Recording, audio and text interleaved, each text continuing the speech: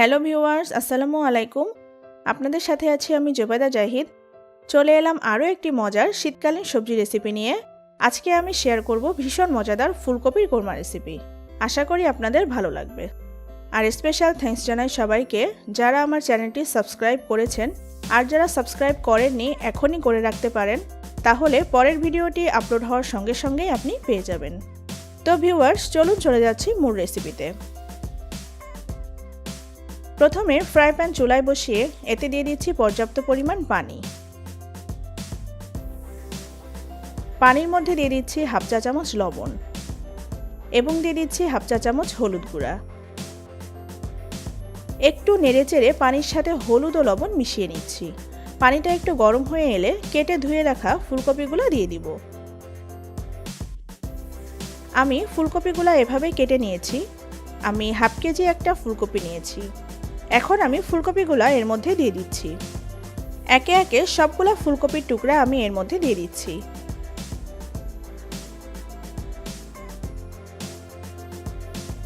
একটু নেড়েচেড়ে দিচ্ছি। আমি বেশি সিদ্ধ করব না, হালকা সিদ্ধ করে নামিয়ে নিব। আমি একবার বলক আসা পর্যন্ত রান্না করব।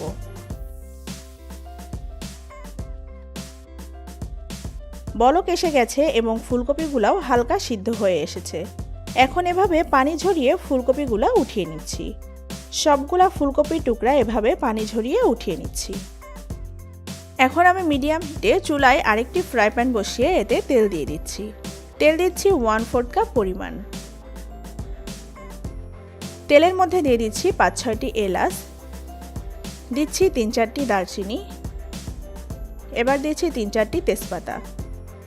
তেলের সাথে নেড়েচেড়ে নিচ্ছি যেন মশলাগুলা পুড়ে না যায়। এখন এর মধ্যে দিয়ে দিচ্ছি কেটে ধুয়ে রাখা পেঁয়াজ কুচি। পেঁয়াজ কুচি নিয়েছি হাফ কাপ পরিমাণ। পেঁয়াজ কুচিগুলা নেড়েচেড়ে ভেজে নিচ্ছি। খুব বেশি ভাজবো না, হালকা ব্রাউন হয়ে আসা পর্যন্ত ভেজে নিব। পেঁয়াজটা ব্রাউন কালার হয়ে এসেছে। এখন এর মধ্যে দিয়ে দিচ্ছি কোকোনাট মিল্ক। আমি এখানে কোকোনাট মিল্ক নিয়েছি হাফ কাপ পরিমাণ। একটু নেড়েচেড়ে নিচ্ছি। এখন এর মধ্যে দিয়ে দিচ্ছি 1 চা চামচ জিরা পেস্ট, দিচ্ছি 1 চা চামচ রসুন পেস্ট, দিয়ে দিচ্ছি 3 চা চামচ পেঁয়াজ পেস্ট, দিয়ে দিচ্ছি 1 চা চামচ পোস্তদানা পেস্ট, এবার দিচ্ছি হাফ চা চামচ হলুদ গুঁড়া, এখন দিয়ে দিচ্ছি 1 চা চামচ ধনে গুঁড়া, দিচ্ছি পরিমাণ মতো লবণ, এখন দিচ্ছি 1 চা চামচ মরিচ গুঁড়া। নেড়েচেড়ে মশলাগুলো কষিয়ে নিচ্ছি।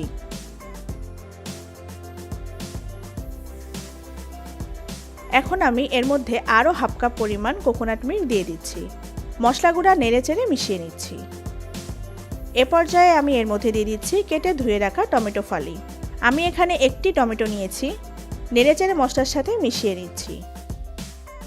টমেটো মশলার সাথে মিশে গেছে। এখন আমি এর মধ্যে আগে থেকে হালকা সিদ্ধ করে রাখা ফুলকপিগুলো দিয়ে দিচ্ছি।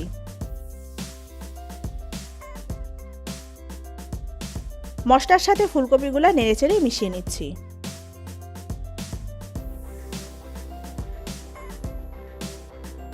মশলার সাথে নেড়েচেড়ে ঢেকে দিচ্ছি।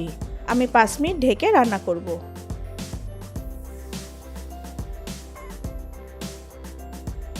ফিরে এলাম 5 মিনিট পর। এখন আরেকটু নেড়েচেড়ে এর মধ্যে দিয়ে দিচ্ছি 1 কাপ কোকোনাট মিল্ক।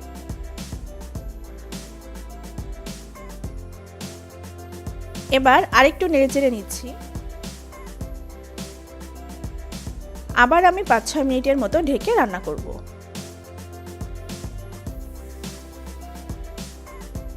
ফিরে এলাম 6 মিনিট পর। এখন আমি নেড়েচেড়ে এর মধ্যে দিয়ে দিচ্ছি 5-6টি কাঠবাদাম কুচি। একটু নেড়েচেড়ে এর মধ্যে দিয়ে দিচ্ছি হাফ চা চামচ গরম মশলা গুঁড়া। গরম মশলা গুঁড়া ফুলকপির সাথে নেড়েচেড়ে মিশিয়ে নিচ্ছি। এবার এর মধ্যে দিয়ে দিচ্ছি 1 চা চামচ ঘি। আবারও নেড়েচেড়ে ঢেকে দিচ্ছি।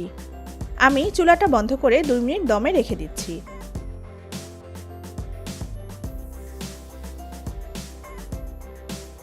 তৈরি হয়ে গেল আমার খুব টেস্টি ফুলকপির কোরমা।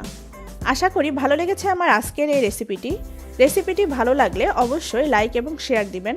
ভালো থাকবেন সবাই। আল্লাহ হাফেজ।